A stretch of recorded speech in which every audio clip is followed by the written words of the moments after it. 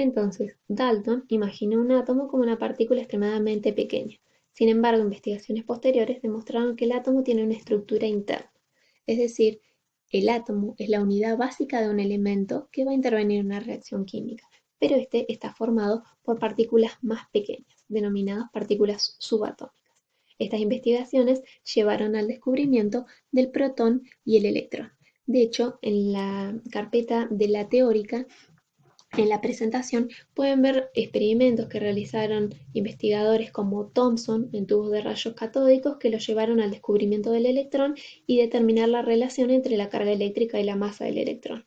Incluso pueden ver el experimento de la gota de aceite que hizo Millikan para determinar la carga del electrón o los experimentos de Rutherford, quien propuso que las cargas positivas de los átomos estaban concentradas en un núcleo. Bien, esto fue así hasta que Chadwick demostró la existencia de una tercera partícula subatómica, el neutrón, demostrando que eran partículas eléctricamente neutras y con una masa mayor a la de los protones. Entonces los átomos van a estar compuestos de un núcleo muy denso y muy pequeñito, rodeado por una nube de electrones que se encuentran a distancias relativamente grandes del núcleo.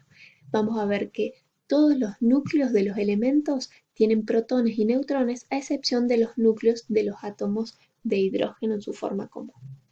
Entonces, vamos a ver que todos los átomos se pueden identificar por el número de protones y de neutrones que contienen. De hecho, en la tabla periódica, cada elemento difiere del que le precede, por una carga positiva en su núcleo atómico.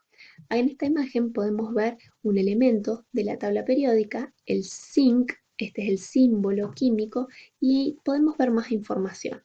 El número a la izquierda grande es el número atómico y el número más pequeño en rojo a la derecha es la masa atómica. Después seguiremos viendo en detalle qué significa la demás información que nos está mostrando.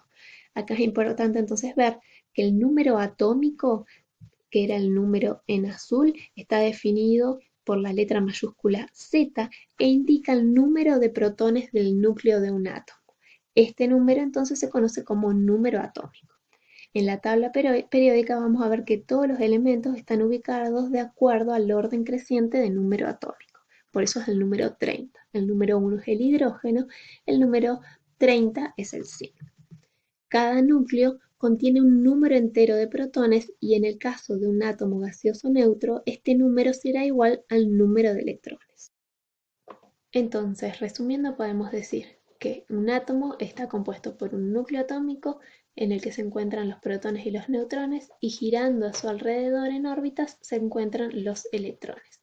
El número atómico va a estar definida por la letra Z mayúscula y es un número entero que nos da idea del número de protones que hay en el núcleo atómico, que en el caso de ser un átomo neutro es igual al número de electrones, mientras que la masa atómica es la sumatoria de protones y neutrones que hay en el núcleo atómico.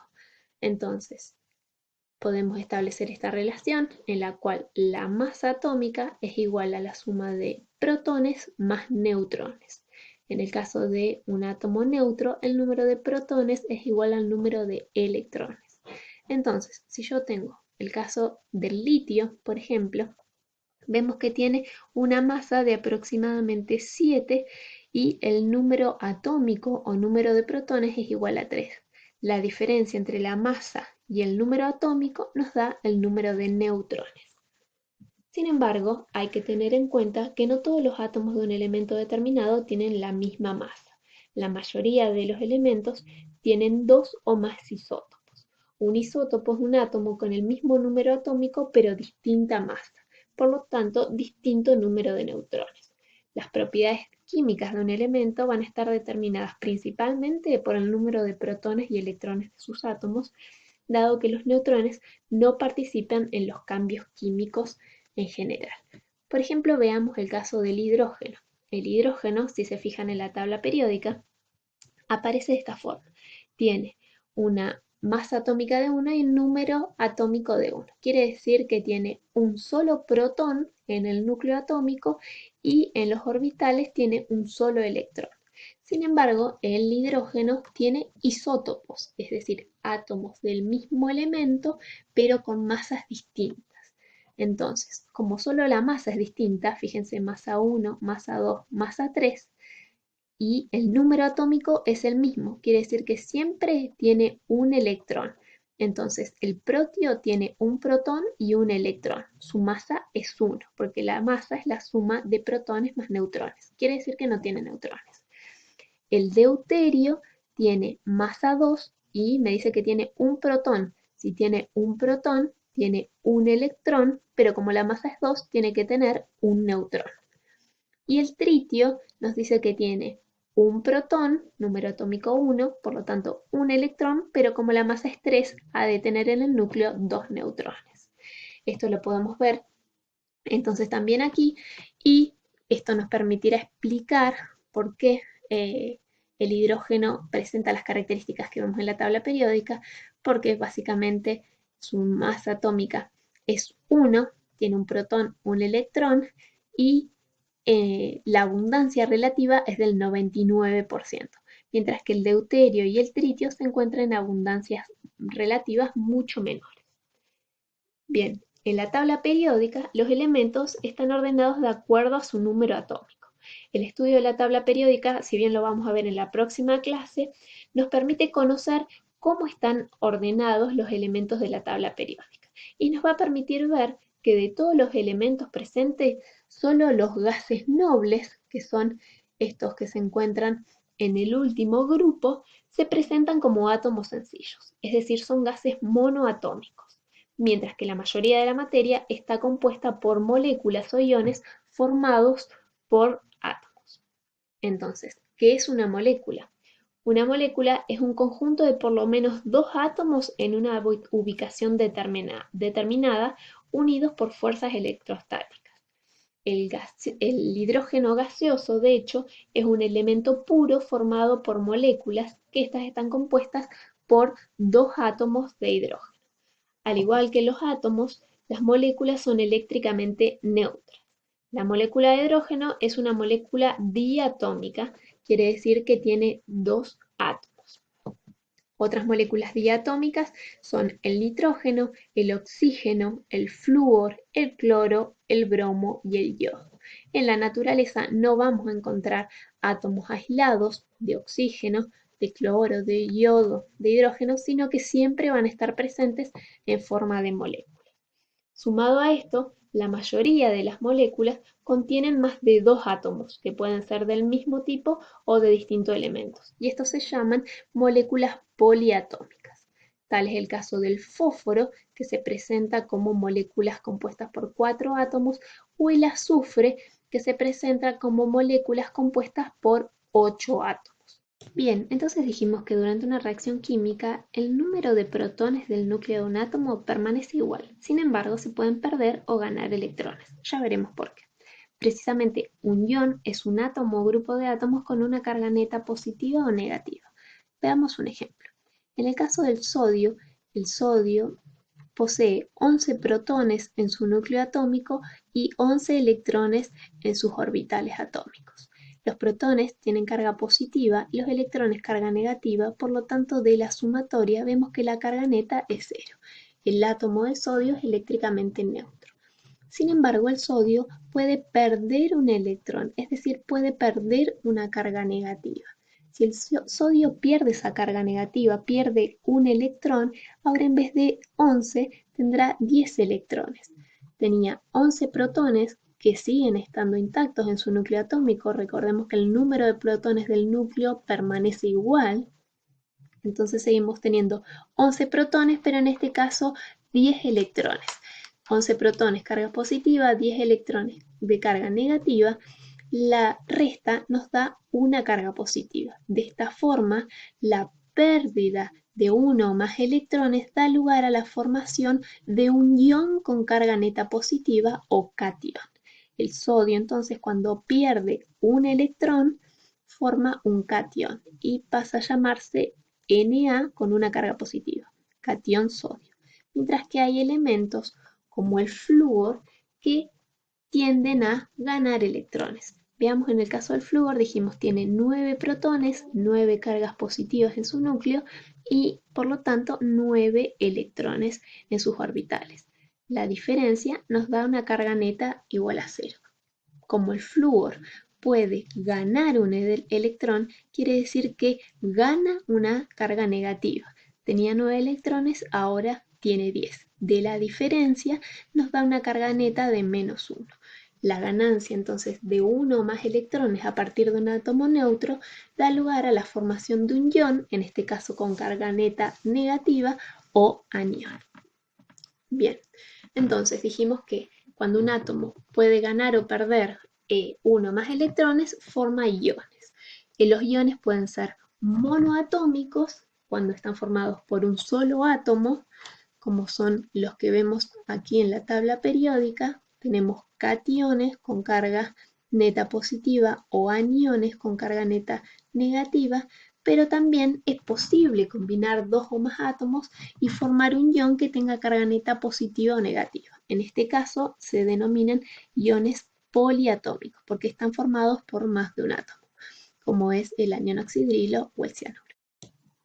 Habiendo visto la configuración del átomo, cómo está conformado, es posible preguntarnos cuál es la función de los electrones. Con el modelo de Rutherford fue posible explicar fenómenos macroscópicos, ya que suponíamos que las moléculas se comportaban como pelotas que rebotaban, y esta forma nos permite explicar, por ejemplo, a qué se debe la presión que ejerce un gas. Sin embargo, este modelo no explicaba los enlaces químicos o la estabilidad de la molécula. Para ello fue necesario tener un conocimiento de las ondas, ya que la distribución de los electrones en los átomos se basa en el estudio de la luz que emiten o absorben los átomos. Para caracterizar entonces una onda es necesario especificar su longitud de onda o su frecuencia. La longitud de onda, definida con la letra griega lambda, es la distancia entre dos puntos idénticos de la cresta de una ola, mientras que la frecuencia, definida con la letra griega nu, es el número de ondas que pasan por un punto dado por unidad de tiempo. Resumidamente, entonces, podemos caracterizar una onda en términos de su longitud de onda. Para una onda que está viajando a una cierta velocidad, la longitud de onda y la frecuencia se relacionan entre sí a través de la ecuación de velocidad de propagación de la onda. La velocidad de propagación de la onda entonces va a ser igual al producto de la longitud de onda por la frecuencia. Bien, existen muchos tipos de onda, como sabemos el caso del agua, del sonido, de la luz. En 1873 Maxwell propuso que la luz visible estaba compuesta por ondas electromagnéticas. Esta radiación es una forma de energía que se compone de campos eléctricos y magnéticos que viajan en planos perpendiculares entre sí. Dentro del espectro electromagnético, la radiación que para nosotros es más familiar es la luz visible.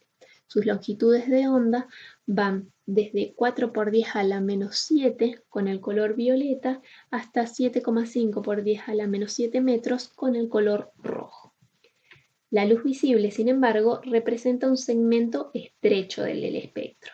Además de todas las longitudes de onda de la luz visible, la luz solar se compone de radiación de longitud de onda más corta, como el ultravioleta, o de longitudes de onda más largas, como el infrarrojo. El ojo humano no los detecta, sin embargo, se pueden cuantificar.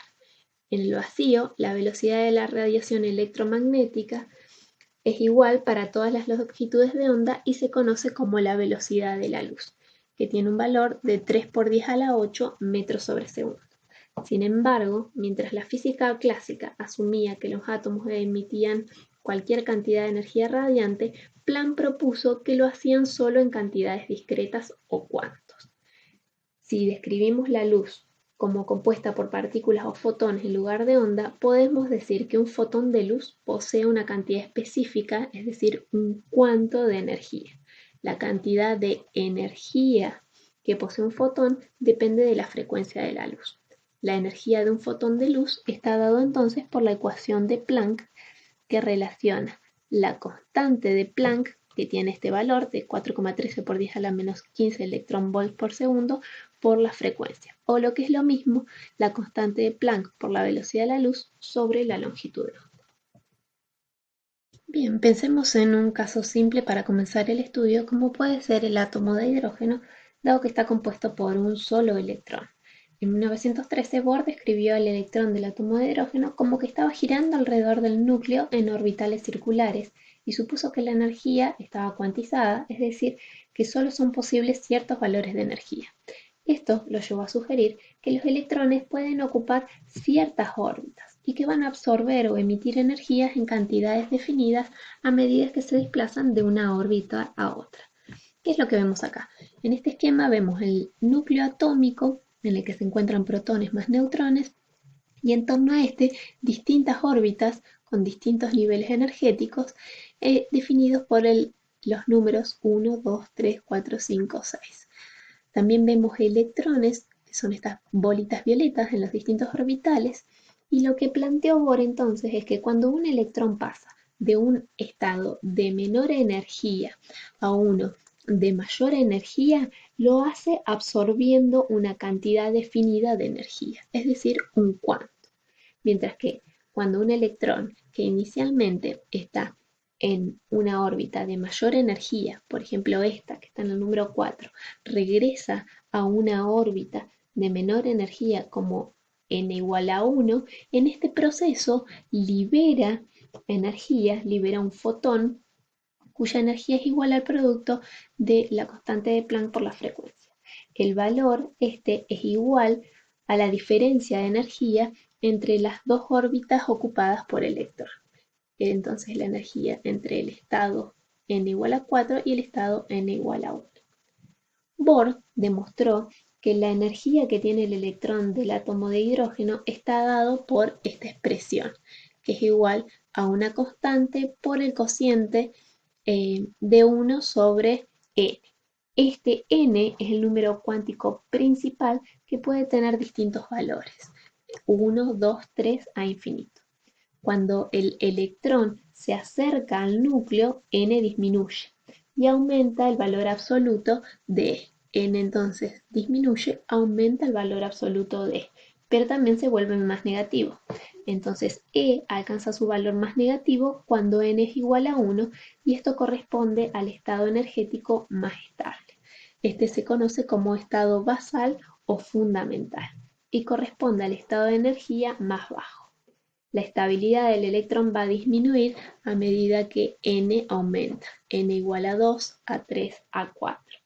Para cada uno de estos niveles hablamos de un estado excitado y el electrón tiene más energía que el estado fundamental. Cuando n aumenta desde 1 a 2 o 3, el radio de la órbita aumenta. El electrón entonces está más lejos del núcleo y este lo retiene con menor fuerza. La teoría de Bohr, si bien entonces nos permitió explicar que los electrones ocupaban ciertos niveles de energía en los átomos y explicar los espectros del hidrógeno y especies con un solo electrón, sin embargo tenía limitaciones porque fallaba al tratar de explicar, por ejemplo, átomos con muchos electrones, átomos polielectrónicos, o no explicaba cómo estos electrones estaban distribuidos en los átomos. Entonces, la idea de Einstein de que la luz podía exhibir propiedades tanto de ondas como de partículas condujo a Louis de Broglie a pensar que partículas pequeñas como son los electrones también pueden exhibir propiedades ondulatorias, y esto lo llevó a predecir que una partícula de masa m y velocidad v va a tener una longitud de onda asociada. El valor numérico de esta longitud de onda va a estar dada por el cociente entre la constante de Planck y el producto de la velocidad por la masa. De esta forma vemos que es más eficiente, más práctico tratar a los electrones en los átomos como ondas y no como partículas compactas viajando en órbitas circulares. Años después, fue posible demostrar el comportamiento ondulatorio de los electrones y esto se da a través de este tipo de microscopio. Este es un microscopio electrónico de transmisión o TEM, el cual permite magnificar objetos extremadamente pequeños como pueden ser los átomos. Fíjense, acá tenemos una escala, esta barrita mide 2 nanómetros. En esta imagen de microscopía electrónica de transmisión podemos ver átomos. Bien, Entonces, dijimos que gracias al trabajo de Louis de Broglie, sabemos que es más útil tratar a los electrones en los átomos como ondas en lugar de como partículas. La mecánica cuántica precisamente se basa en la naturaleza ondulatoria de la materia y describe mejor el comportamiento de partículas pequeñas. Uno de los principios fundamentales de la mecánica cuántica es que no puede determinar con precisión la trayectoria que siguen los electrones cuando se están moviendo alrededor del núcleo atómico. Por lo tanto, surge el principio de incertidumbre de Heisenberg, que establece que no es posible conocer simultáneamente el momento y la posición del electrón. Posteriormente, Schrödinger propuso una ecuación que incorpora el comportamiento ondulatorio de partícula del electrón, y su ecuación define una función de onda que va a describir el movimiento del electrón en función del tiempo y la posición. Y esto nos va a poder predecir una región llamada orbital atómico en la que hay mayor probabilidad de encontrar al electrón.